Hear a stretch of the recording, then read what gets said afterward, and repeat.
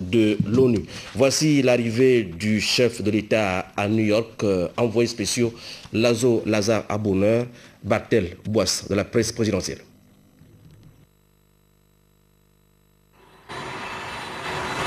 La présence de l'avion présidentiel sur le tarmac de cet aéroport new-yorkais marque le début du séjour américain du couple présidentiel. Le président de la République et Mme Sylvia Bongo Ondimba ont été accueillis par le ministre des Affaires étrangères Paul Tungi et les ambassadeurs Nelson Mason des Nations Unies et Michael Moussa des États-Unis. Le chef de l'État Ali Bongo Ondimba prend part à la session de l'Assemblée générale des Nations Unies. Un accent est mis sur les maladies non transmissibles. Ces pathologies qui tuent plus que le sida et les autres pandémies. À l'ONU, un rapport a été rédigé sur l'épidémie mondiale des maladies cardiovasculaires, par exemple, les cancers, le diabète, les affections respiratoires chroniques et leurs facteurs de risque. Le constat est alarmant. Les maladies non transmissibles ont tué 36 millions de personnes en 2008. Les victimes sont des personnes de moins de 60 ans. Ce même constat fait état d'une évolution de ces maladies sur le terrain, particulièrement dans les pays économiquement faibles. À côté des travaux de la 66e session de l'Assemblée générale, il y a le Conseil de sécurité et les réunions de haut niveau sur la désertification, la Libye et la question palestinienne. Pour ce qui est de la Libye, il faut aider le CNT, le Conseil national de transition, à rétablir la sécurité civile. Une mission des Nations Unies s'impose concernant la Palestine. La volonté de l'autorité palestinienne, celle de réclamer une place de membre à part entière de l'ONU, fait couler déjà beaucoup d'encre et de salive. Les Américains menacent d'opposer un veto au cas où. Le secrétaire général de l'ONU table sur l'intensification des négociations entre Palestiniens et Israéliens. Un agenda chargé pour le chef de l'État Ali Bongo Ondimba, sollicité fortement à toutes les réunions. Et voilà, je vous l'ai dit, une session, la 66e, qui s'est ouverte en présence de plusieurs chefs d'État de la planète, dont le président de la République gabonaise, Excellence Ali Bongo Ondimba. Voici, toujours avec nos confrères, Lazare Aboneur et Barthel Boisse, le démarrage de cette 66e session. L'Assemblée générale des Nations Unies a réuni autour de l'ambassadeur du Qatar, le président de la 66e session, 193 chefs d'État et de délégation de la planète. L'accent est mis sur les maladies non transmissibles. Elles tuent plus que le sida. Le rapport des experts sur le sujet a été présenté à l'assistance. Rapport sur l'épidémie mondiale des maladies cardiovasculaires. Le rapport pointe du doigt les cancers, le diabète, les affections respiratoires chroniques et leurs facteurs de risque. Ce rapport confirme une nette progression de ces maladies sur le terrain. Chez nous, les statistiques font état de ce que 4 personnes sur 100 sont diabétiques et 3 sur 10 sont hypertendues. Les causes sont bien connues, le tabagisme, l'alcoolisme et la mauvaise alimentation. À New York, il est question d'élaborer une feuille de route susceptible de faire reculer l'épidémie. Au nombre des mesures retenues, il y a l'amélioration de l'accès aux soins. Le chef de l'État Ali Bongo Ondimba s'est fait fort de donner la position du Gabon sur le sujet. Nous expérimentons le projet SMS Diabète, dont l'objectif est d'apporter aux usagers de l'opérateur de téléphonie mobile des informations sur la connaissance et le contrôle du diabète.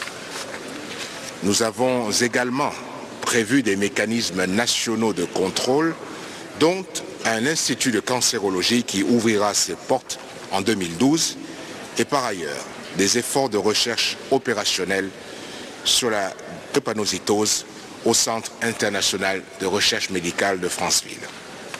Ces maladies ont tué près de 36 millions de personnes en 2008, toutes ayant moins de 60 ans.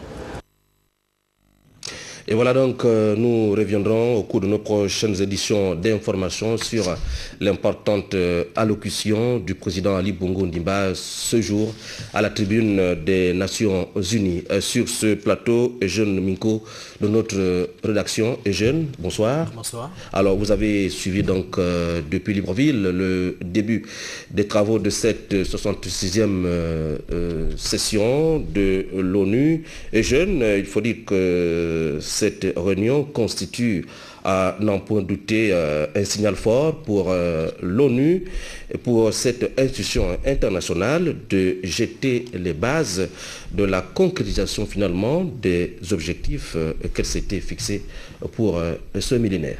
Oui, bien entendu, les objectifs qui en effet affirment le rôle central que l'organisation joue dans la gouvernance mondiale. La variation des sujets inscrits à l'ordre du jour fait le contour des préoccupations mondiales de l'heure. On les rangera dans les rubriques concernant les questions de paix et de sécurité, les questions de population, la sécurité alimentaire, le racisme et l'environnement. À regarder de très près, ces préoccupations onusiennes augurent une volonté internationale non seulement d'élever l'homme dans toute sa dimension humaine, mais aussi de réajuster le déséquilibre entre le nord riche et le sud pauvre, une situation qui ne pourrait jamais entrevoir un monde paisible et harmonieux. C'est ce que les spécialistes des questions de développement ont appelé dans leur vocabulaire le développement durable. Une question importante reste cependant suspendue aux lèvres de bon nombre d'observateurs qui se demandent, dans le cadre des réformes que l'institution compte apporter au Conseil de sécurité, si la prépondérance de certains pays membres permanents ne porte pas un frein à la résolution de certaines situations de conflit qui ont trop duré, tels que le conflit israélo-arabe. Alors aujourd'hui, il s'impose que le nombre de membres permanents pourrait à terme influencer fortement ou positivement les pesanteurs causées par ces pays. Pour dire encore une fois que la paix du monde en dépend. Alors que dans le même temps, la question de la Libye devrait être examinée au cours de ces assises en ce qui concerne la reconnaissance du nouveau pouvoir à Tripoli et l'aide devant lui être apportée. Pour ce qui concerne la participation africaine à ces assises, l'occasion est tout indiquée pour l'Afrique de s'impliquer fortement dans les décisions qui y seront prises, la condition étant naturellement que ces États s'affirment dans la bonne gouvernance qu'ils imposent à eux aujourd'hui, comme canevas essentiel pour un développement durable et bénéficier de ce fait des aides conséquentes. La participation de chef de l'État gabonais devrait être remarquable à ces assises, d'abord par le fait que le Gabon est membre non permanent du Conseil de sécurité, d'autre part que Ali Bongo Ondimba s'était déjà illustré par des propositions qu'il avait faites au cours de la réunion de l'Assemblée générale de l'ONU sur l'impact du VIH sur la sécurité internationale, surtout montrer à quel point son option de faire du Gabon un pays émergent rime avec les nouvelles orientations de l'institution onusienne.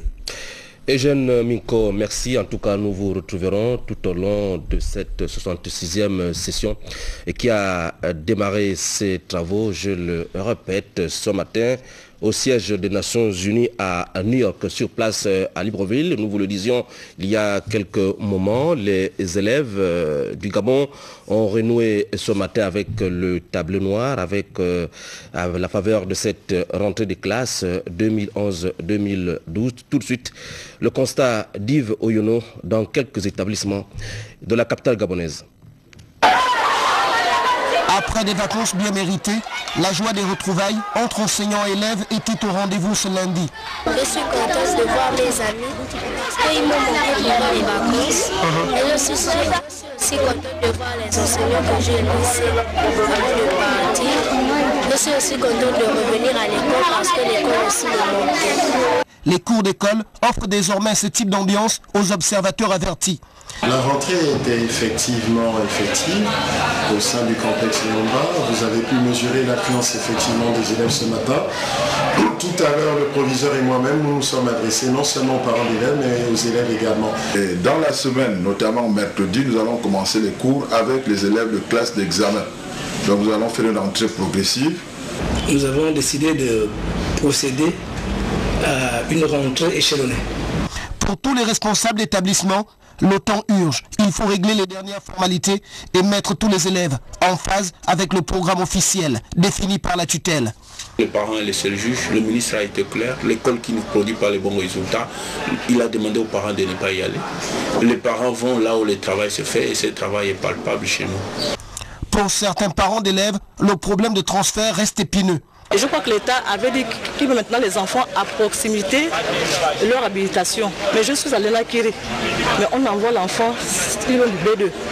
Je me suis déplacée depuis 9 h. J'arrive ici à 12 h. Ici et là, on consulte les listes pour savoir la répartition des effectifs selon les classes. Mais aussi, on se communique l'emploi du temps. Comme ceux du public, la volonté de mettre en exécution les instructions du gouvernement pour une éducation émergente est grande. Vous savez que nous sommes à l'heure de l'émergence. Et qui dit émergence, il y a non seulement le sérieux que nous demande le ministère de l'Éducation nationale en ce qui concerne le domaine pédagogique, mais aussi le cadre. Nous estimons que les enfants doivent apprendre dans un cadre assez idéal, propice à leur meilleure réussite. Côté enseignant, comme chez les élèves, la volonté de faire mieux que l'an dernier est clairement affichée cette année. Voilà tous ces nombreux chefs d'établissement qui ont regagné tôt ce matin leur bureau. Ils ont donc conscience que l'avenir de demain appartient donc aux jeunes apprenants. La rentrée des classes édition 2011-2012 s'est effectuée non sans difficulté.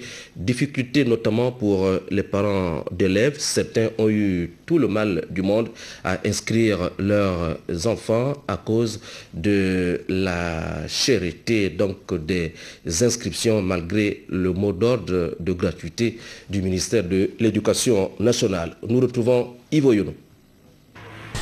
Comme partout ailleurs, rentrée scolaire rime généralement avec dépenses. Et ici, ces parents d'élèves sont venus s'acquitter de quelques frais afin de s'assurer de l'inscription ou de la réinscription de leur progéniture. Des frais qui auraient subi une hausse jugée trop importante par les parents. Mais moi je trouve que c'est trop élevé.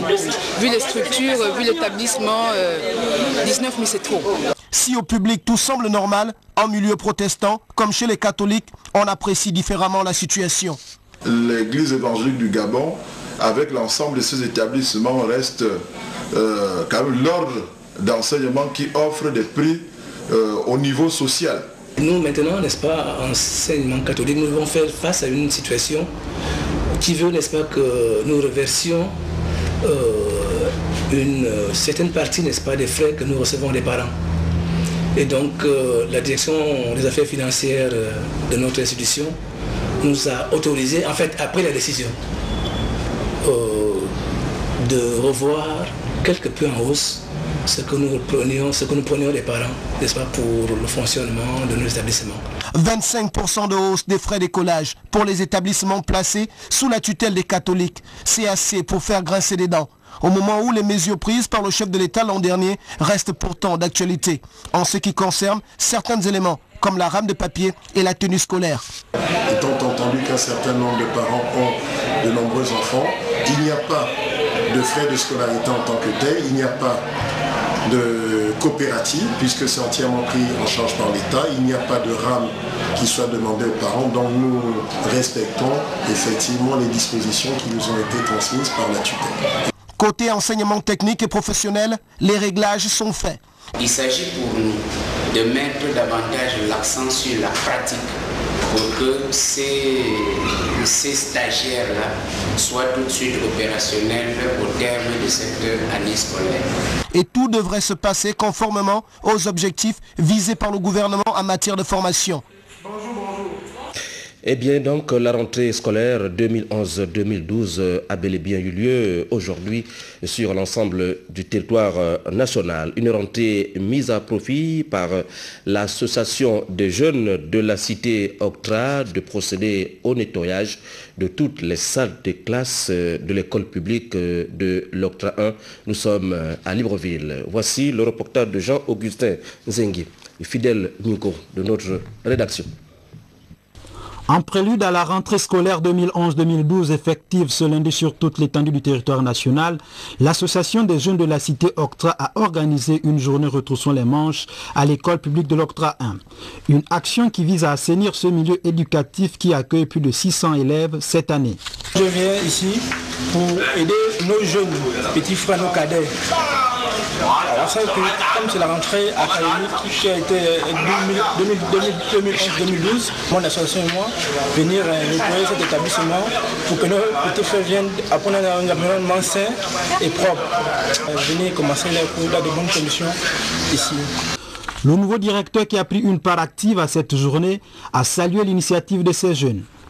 Ce matin, j'ai été réveillé par les jeunes du quartier Cité Octra, réunis au sein de l'association Lajico. Ils se sont présentés à moi sans tarder. Je les ai acceptés, je les ai